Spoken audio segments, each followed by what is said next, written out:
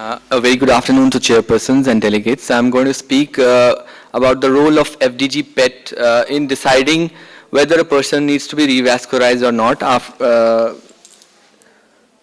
We are recently starting with the top of the line high definition PET CT at Fortis, and previously I worked at Max Saket and KK Medicare, and we have done quite a good work with FDG PET in assessing myocardial viability.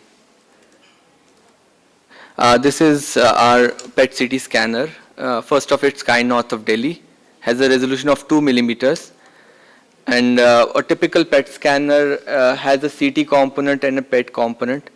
The CT component is this is the CT component, which gives us details about anatomy as well as helps in attenuation correction. It decreases the amount of attenuation correction artifacts which are usually present in SPECT scans using gamma camera, such as thallium, system AB, or tetrophosphine scans. And then there's the PET component. Normally what we do is that we take a molecule of glucose which has been labeled with radioactive fluorine at second carbon. Then on imaging we get images which consist of the CT image, the PET image, and the PET CT combined image, fusion image we call it. Now since molecular imaging needs very good insight into the biochemical aspects of cardiac metabolism, we should be aware that the heart muscle uses two sources of energy. In the well-fed state, it uses glucose as the metabolite because it needs insulin to go into the myocyte, while in the fasting state, the usual metabolic component is the free fatty acids. C11 palmitate, BMIP, and IPPA are the molecules we use for tracking this system. Unfortunately, they are not available in India. So normally we use fluorinated FDG as the metabolite. So in order to shift the heart from using free fatty acids, we try to give the patient insulin and glucose. These are the various radiopharmaceuticals that are used in nuclear medicine. We have thallium, technetium system-EB, tetrophosphine, tabaroxime, and NOET. Among these three, thallium, system-EB, and tetrophosphine are most commonly used. For the PET radiopharmaceuticals for perfusion, we have ammonia, rubidium, and O15 water. Though all are used in India, only few centers have the capability of producing ammonia because it needs on-site cyclotrons. While for metabolism we need FDG. FDG has a half-life of around 110 minutes, so it can be taken from particle accelerators to various parts of the country and can be used. This is the typical scenario in which I have compared anatomy and the sections on what you are going to see on PET images. These are the short axis images that you chop the heart along its short axis. You get the left ventricle, which has the maximum of musculature, and the right ventricle, which is normally very subtle. Only in cases of right ventricular hypertrophy are you going to see a good amount of uptake in the right ventricle. This is the horizontal long axis, and these are the vertical long axis views. This is a typical report. What you'll see, this is called a bullseye plot, and there are two methods in which you quantitate two softwares. One is CIDAR Sinai toolbox and Amory cardiac toolbox. This gives us 17 segments of the heart. The color coding depicts whether it is this anterior wall, LED territory, or RCA territory, or LCX territory.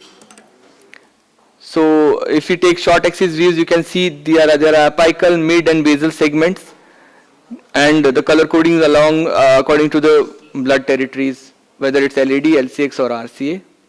The typical schema of coronary vasculature. What we get out of the scan is we do two scans. We do a scan for evaluating perfusion. This can be done either with thallium or technetium system-EB or technetium tetrophosphine.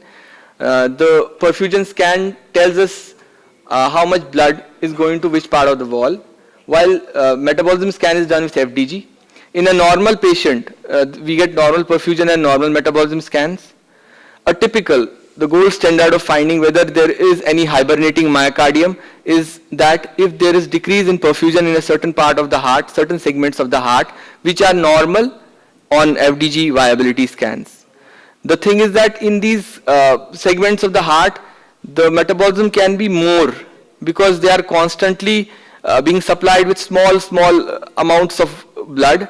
So they tend to work very efficiently, and the hexosponophosphate shunt glycolytic pathway is very good. So you may get even more than what normally you can see in these sections. So that part of ischemic muscle has become more adapt to using glucose adequately. Since we are injecting radioactive glucose, those hibernating segments of the heart glow very brightly.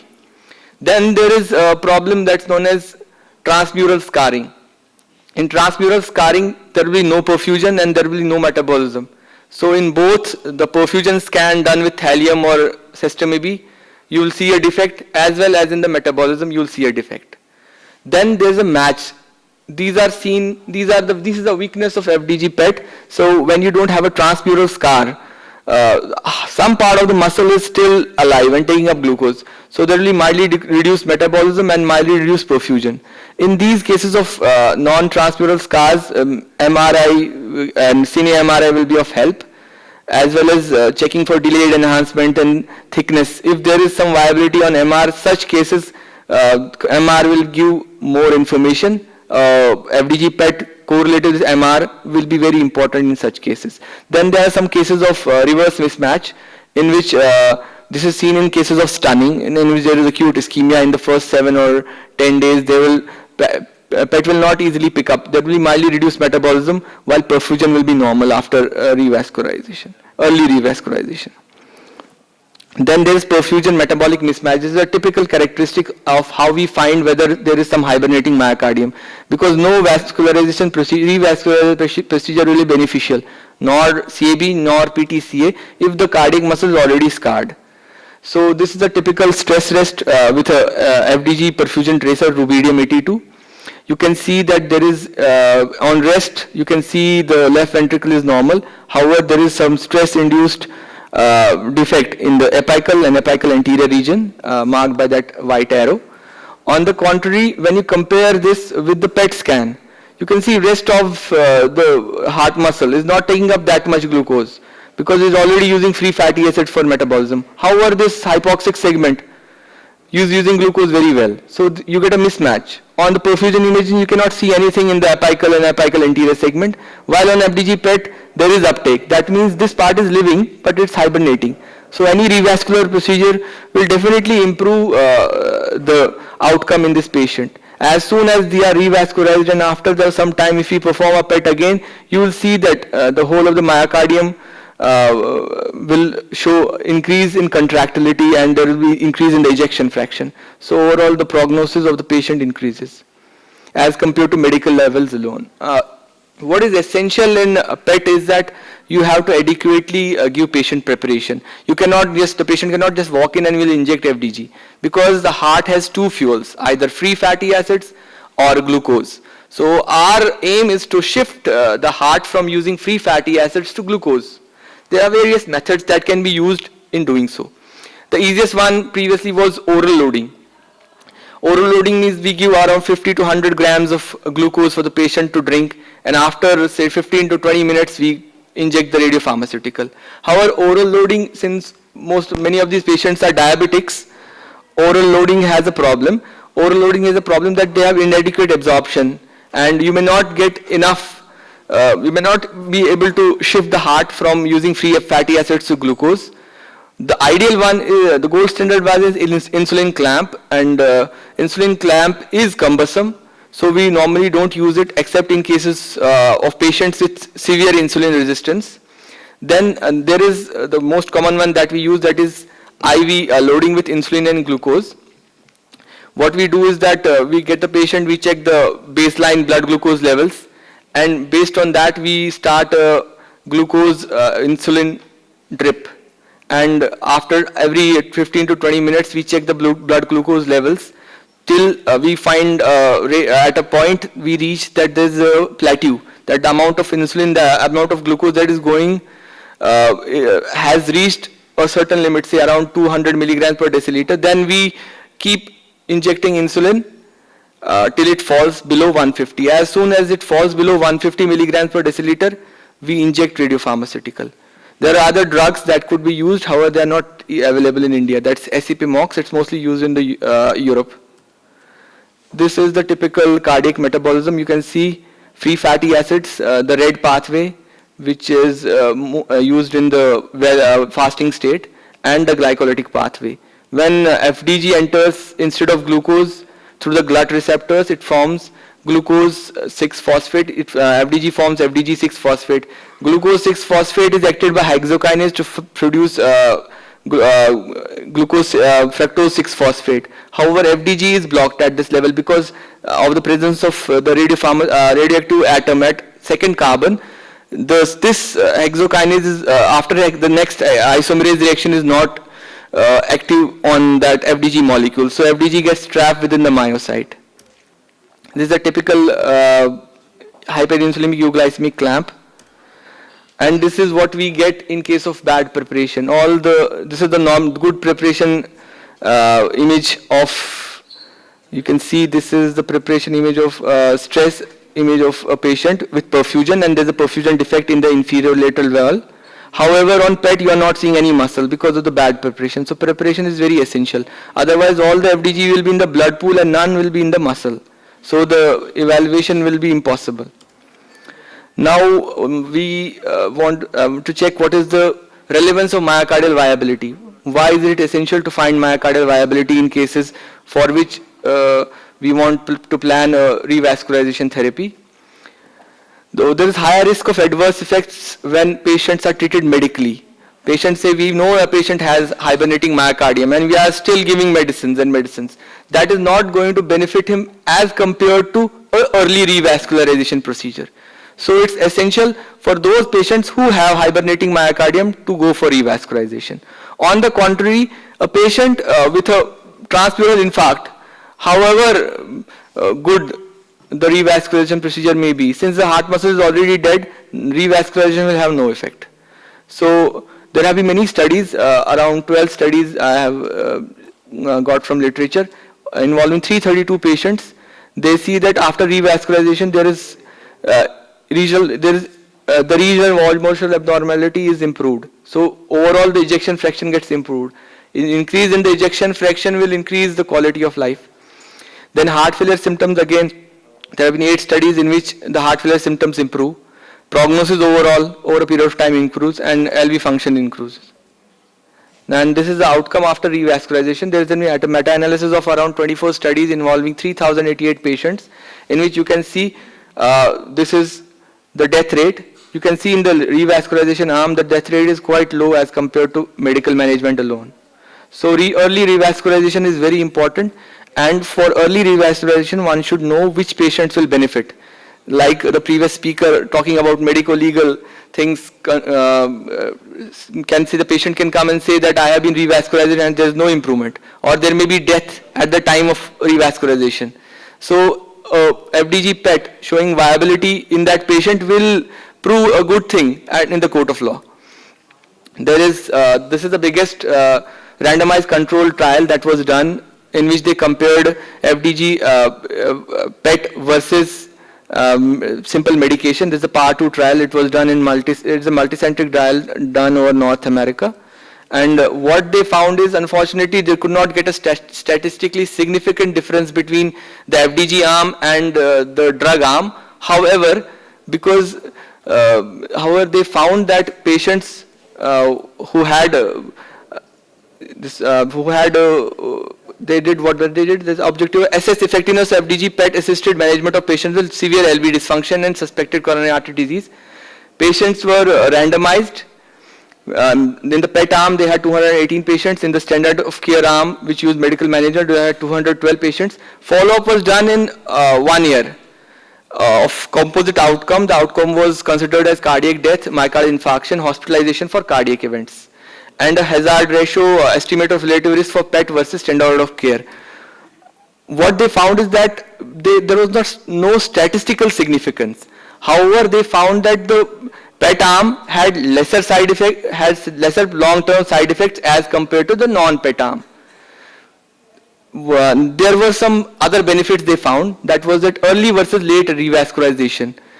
And high-risk patients with low ejection fraction, they found a significant difference. In patients who have a very low ejection fraction, less than 35%, they benefit more if you do PET before a revascularization procedure. PET identified viable myocardial in 35 or 46 patients scheduled for revascularization. Preoperative mortality rate in patients undergoing early versus late revascularization was 0 versus 24%. Then they also found that these patients had LVEF improved in the early group as compared to the late group. However, this was not good for nuclear physicians. They thought that there is no statistical significance.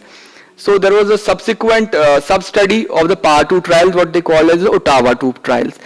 PAR 2 trials were done throughout the North American region, and there were various centers who did not have FDG. So there was a selection bias.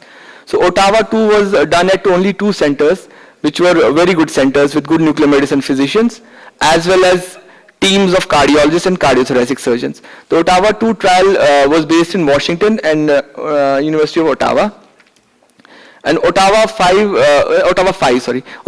was a retrospective analysis of PAR 2. Ottawa 5 was conducted on 111 patients at multiple Canadian and US centers to evaluate utility of flow metabolism mismatch of FDG PET versus standard no PET approach for direct patient management in the setting of advanced LV dysfunction and coronary artery disease. What they did, why was it called Ottawa 5? Because they checked 5 things so that there could be no selection bias. They checked whether there was availability of FDG. FDG has a half-life of 2 hours, so it has to be procured every day. If you don't have FDG, you cannot perform a viability study. So in order to prevent this bias, they selected only those centers who had FDG every day. And they checked for their expertise, whether their people have been doing viability tests previously or not.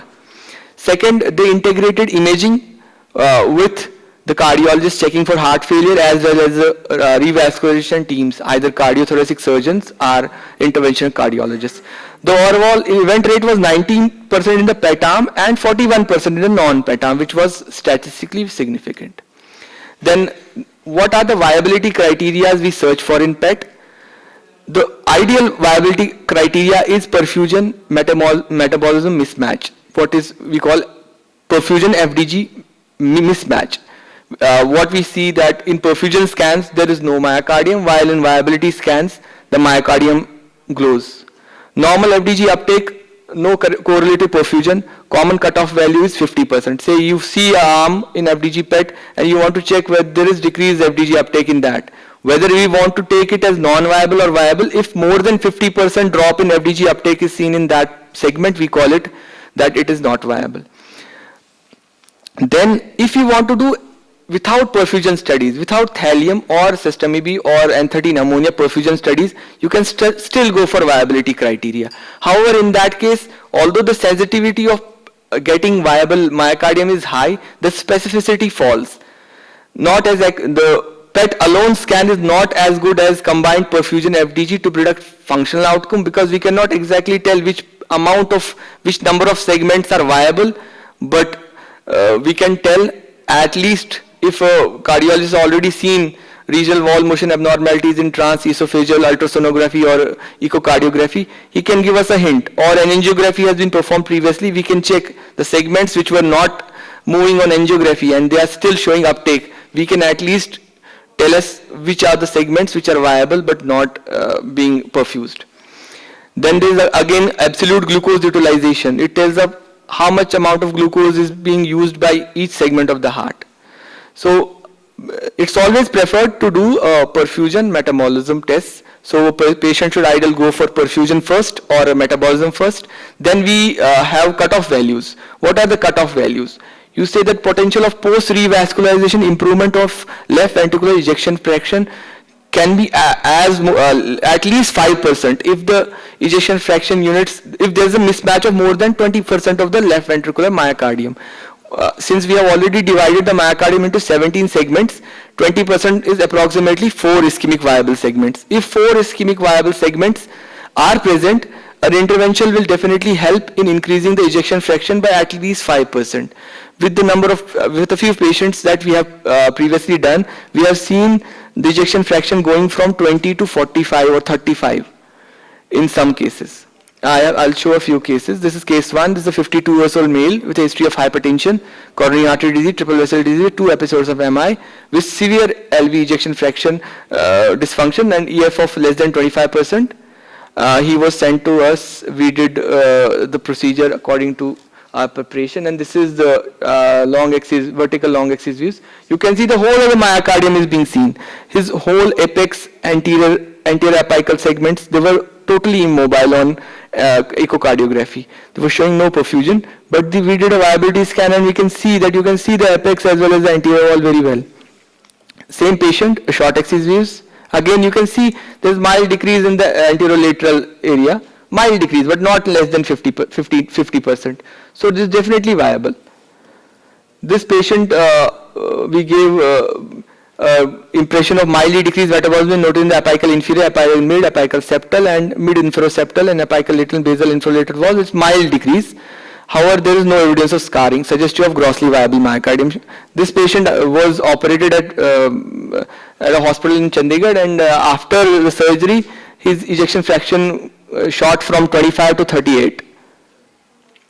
This is case 2. This will show what a scar typically looks like. It's a 47 years old female, history of coronary artery disease, old anterior wall MI, triple vessel disease, post PTCA with stent to LAD, major OM and RCA, with diffuse incident stenosis and LV systolic dysfunction, EF of 30%. And here you can see the whole of apex and anterior apical wall is gone. So this is what typically a scar is seen like. If we see this scar, any revascularization procedure will not help in this case because this part of the heart is already dead. This is a short axis views. You can see there is some septal involvement also. Though proximal septal, we have to see that it's not the membranous septa. Then here again, this is the horizontal long axis views, a part of the septum, and the apex is totally gone. So this we reported as the scan reveals severe hypermetabolic non-viable areas in the apical, apical septal, apical anterior, apical lateral, and apical inferior segments.